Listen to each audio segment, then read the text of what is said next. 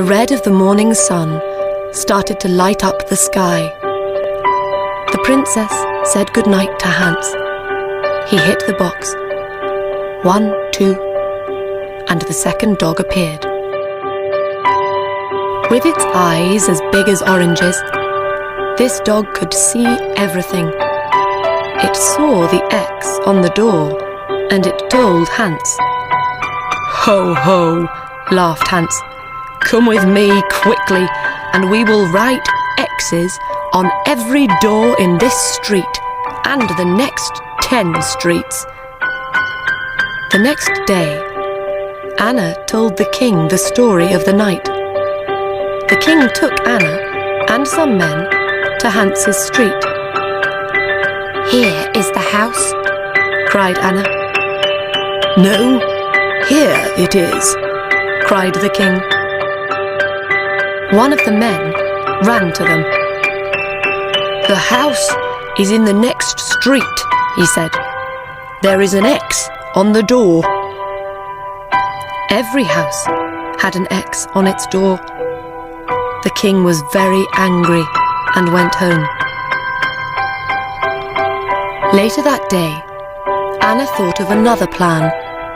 She went into her room and shut the door. She made a small bag and she put little white stones in the bag. She made a small cut in the bottom of the bag and then put it in the princess's clothes. "Now," she said, "when the princess goes out, the little stones will fall onto the road. We can follow the stones to the house." That night, Hans called the princess again with the glass box.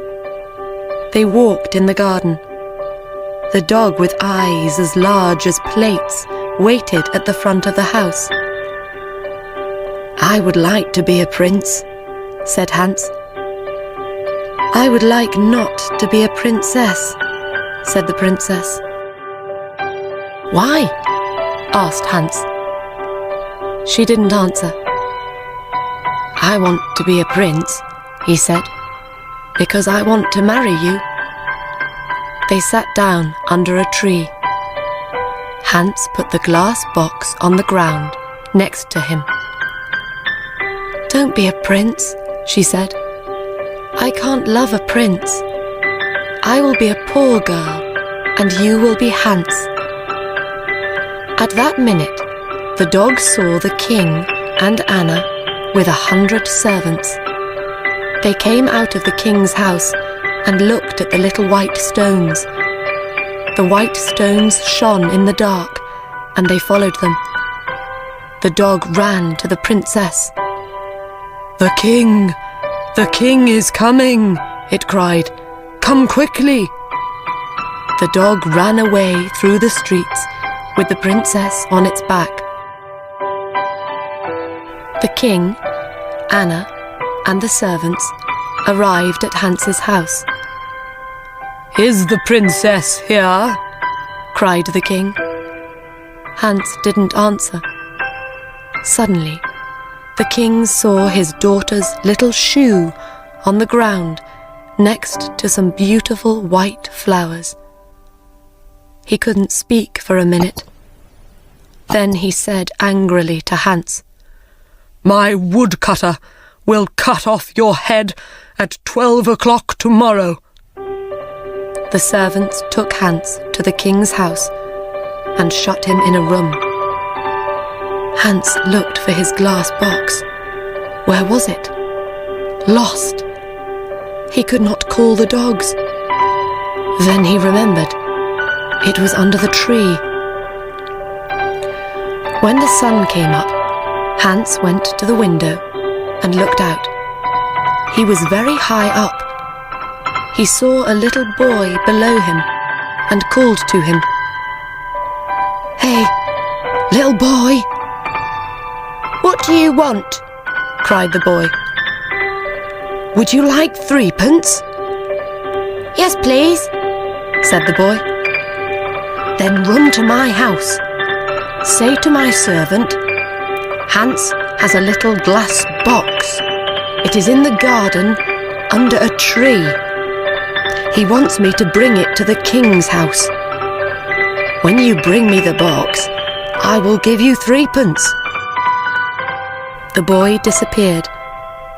A little time later, he came back with the box.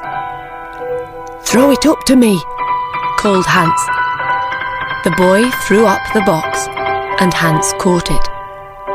Then he threw down the money.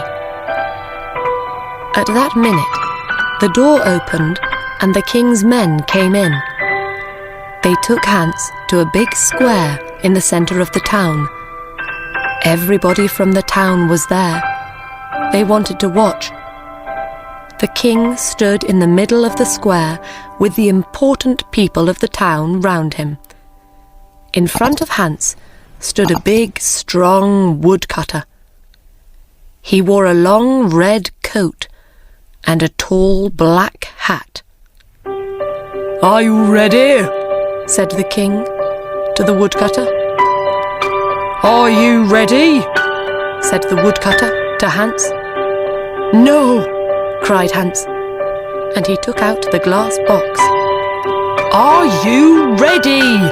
said the woodcutter to Hans. "No!"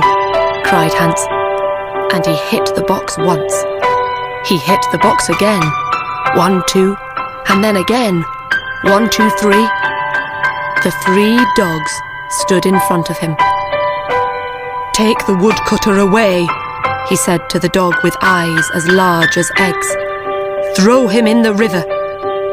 The dog ran away with the woodcutter on his back. "Take the king's men away," Hans said to the dog with eyes as large as plates. The dog got bigger and bigger. Everybody watched with open mouths. Now the dog was as big as a house. The king's men were very afraid and ran away. "Bring the princess here," Hans said to the dog with eyes as big as oranges. "Where is the king?" he cried. In a short time, the princess and the king stood in front of Hans, with the dogs behind them. "Do you want to be king?" Hans asked the old king. "No," said the king. "I only want to have white flowers in my garden and a happy daughter. When the princess and I marry, white flowers will live in your garden again, and the princess will be happy." And so Hans married the princess. The new king and queen lived happily for many years. They had 6 children and a very big garden. The old king lived his last years near them. His garden was a sea of white flowers all year.